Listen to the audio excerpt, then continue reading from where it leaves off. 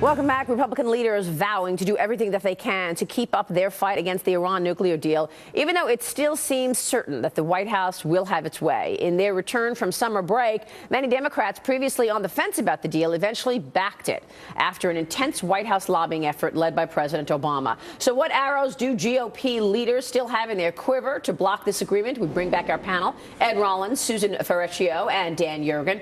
Ed Rollins, isn't this a done deal? It's a done deal. The only thing that you can do at this point in time is really point out the deficiencies in this and how it's not in the benefit of America in any way, shape, or form, and make some of these Democrats pay a heavy price for it. Susan, you think that they're still going to try to block it somehow? Yeah, they don't look like they just blew this and weren't able to send to the president's desk this resolution of disapproval. They weren't able to pull that off. So now Republicans are talking about going to the courts, maybe trying to find some way to stop the president. You know, they were lifted up when the courts last week endorsed their lawsuit against Obamacare. So everyone's now talking, what can we do in the courts? Legislatively, there's no path to get the president to stop this deal. I know, Dan Yergin, at some point there will be more oil on the market from Iran, Iranian oil, but you say there's a bit of a booby trap for companies wanting to operate in Iran. First of all, of course, we can, going back to what the U.S. can do, the thing is this was a coalition. Coalition will break down if the U.S. pulls out, and the other countries, they're already showing up in Tehran to do deals. Maybe, but the U.S. still led all those countries. Initially, they didn't want to do it. The U.S. basically brought everybody to the table. So it was the president. This is the president's deal. Yeah.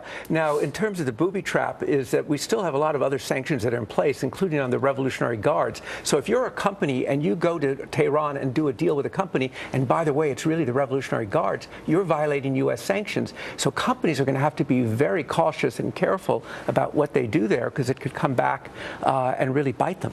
So it's not going to be, then, it doesn't sound like it's going to be that simple to go and put your tent up and operate in Iran. And it's going to be difficult dealing with the Iranians, because they're going to be very tough negotiators, and they're still in the 1970s in some ways. Well, more than that, I mean, what are these comments coming out of the Ayatollah, the supreme leader, the great Satan of America? Let's bring the war back and individual attacks. The president and America is a speed bag. I mean, they're punching them like we're a punching bag. And I think at the end of the day, the Chinese will benefit because they'll sell arms.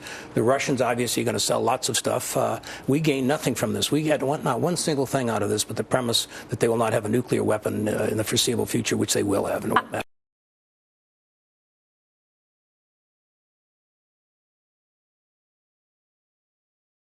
This deal, and all you hear from the supreme leader of Iran is criticizing and attacking America. And saying we're not going to have any other, we're not going to do anything else with the U.S. We still hate them. Well, because they have to say that, because they've just struck a deal with the U.S. and they have to make sure that their base knows that they still hate the U.S. So they have one message to their base and one message when they're talking to John Kerry. Unbelievable. I mean, there is the hope, you know, that somehow that Iran will open up and the young people will embrace America, and that will change the whole orientation.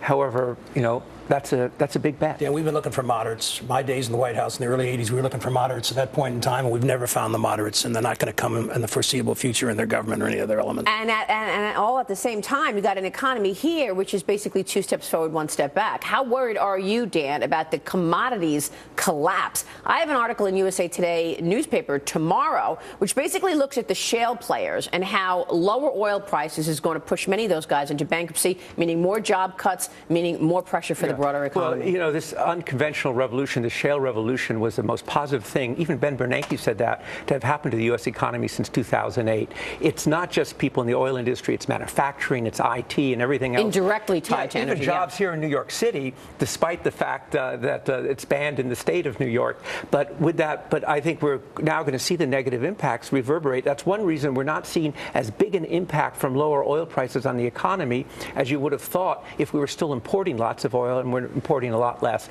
And I think you're right that come this autumn, there's going to be a lot of pain in the sector. It also pushes off our whole premise of energy independence way off. And my sense is that was one of the more positive things we were doing. And one of the new leaders, or the new president, will have to decide whether or not we lift that oil sales embargo.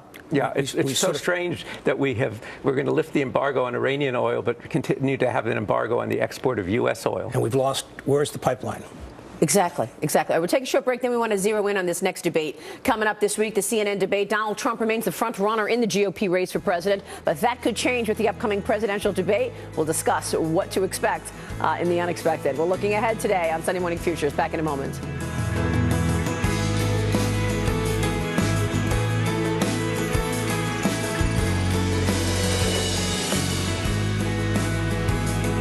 Hat maker Vincent Brimble prospered in the town of